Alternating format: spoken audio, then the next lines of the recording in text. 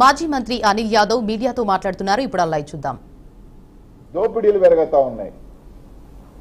ఒక పీఠం మీద మీరు పెట్టే పీఠం మీద ఒకటి గుర్తుపెట్టుకోండి, మీరు పెట్టే పీఠం మీద ఎట్లాంటి కుటుంబాన్ని పెడుతున్నారో ఒకసారి చూసుకోండి. అది సంకేతం ఏం పోతుందో చూసుకోండి.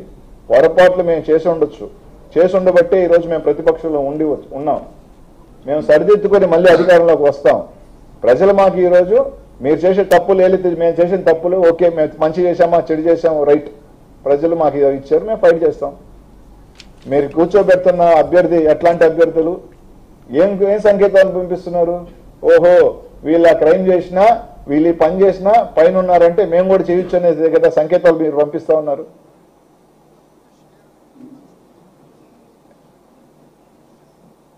మా నాయకత్వం జగన్మోహన్ రెడ్డి గారి దగ్గర నుంచి, జిల్లా అధ్యక్షుల వారి దగ్గర నుంచి, మా ఇన్ఛార్జీల దగ్గర నుంచి, మా కార్పొరేటర్లు అందరూ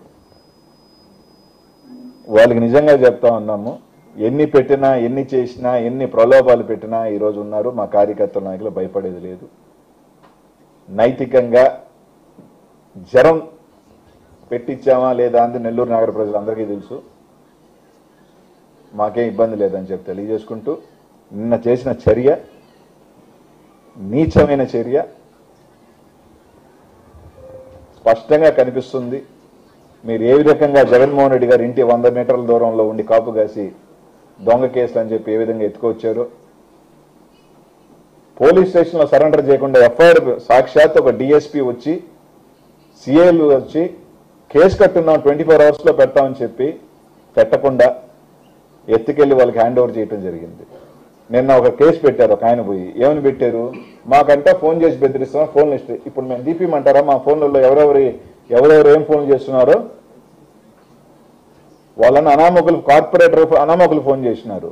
కొందరు హోదాలో ఉన్న వాళ్ళు ఫోన్ చేసి మాట్లాడిని నేను కూడా స్క్రీన్ షాట్లు తీసి చూపిమంటారా? ఏం భాష అంత ఆడ మనిషి అని చూడకుండా నీచమైన భాష మాట్లాడిన నికృష్టప ఎదవలు పక్కన పెట్టుకొని తిరుగుతున్నారు. ఒక క్యారెక్టర్ లేని, సంస్కారం లేని, మహిళలను చూడకుండా ఫోన్ చేసి మాట్లాడే ఒక ఏ స్థాయికి ఉన్న ఫోన్ ఎత్తాలంటేనే వాళ్ళు ఇట్లాంటి కూడా అని పరిస్థితికి మాట్లాడుతున్న దిగజారిన సంస్కారం లేని ఒక ఎదవలు ఫోన్ చేసి మాట్లాడుతూ ఉన్నారు. ఇంకా నేను చెప్పకూడదు.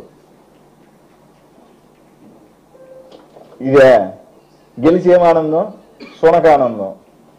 మాకేమైనా పోయింది? మాకేమీ పోలే. మా 11 మంది మాతో అలాగే ఉన్నారు. ఇంకా ఉంటే ఒకరో ఇద్దరు మా పార్టీలో నచ్చి ఇంకా వస్తారు. మేమేం పోలే, మాకు నష్టం. పోయిందల్లా మీ ప్రజలకి మేము తెలియజేయాలనుకున్న మీ దుర్బుద్ధి, మీ క్యారెక్టర్, మీ చీప్ క్యారెక్టర్, మీ ధైర్య సాహసాలు, మీ వీరత్వం, మీ నాయకులు, మీ కార్పొరేటర్లకి మీ మీద నా నమ్మకం ప్రజలు చూస్తున్నారు, ప్రజలకు తెలియజేస్తాం. అలాగే ఈరోజు నిన్న రామకృష్ణారెడ్డి అన్న నెల్లూరు ఈ రాష్ట్రంలో ఏం జరుగుతుందని ఓ 4 నెలల క్రితం ఒక మర్డర్ జరిగింది మాచర్ల నియోజకవర్గంలో వెడుదుతి మండలంలో గుండ్లపాడుకు సంబంధించి. వాళ్ళు 40 సంవత్సరాలుగా తెలుగుదేశం పార్టీ ఇరు వర్గాలు, 40 years నుంచి తెలుగుదేశం పార్టీలో ఉన్నారు ఇరు వర్గాలు.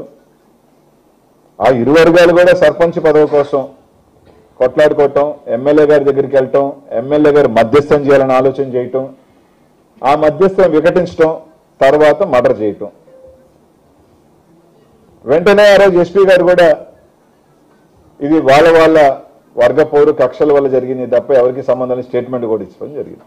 కానీ వెంటనే తీసుకొచ్చి మాజీ ఎమ్మెల్యే పెద్దల రామకృష్ణారెడ్డి గారి మీద వాళ్ళ తమ్ముడిని తీసుకొచ్చి ముద్దాయిగా చేర్చడం,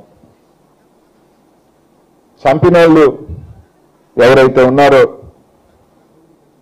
వెంకటేశ్వర్లు కానీ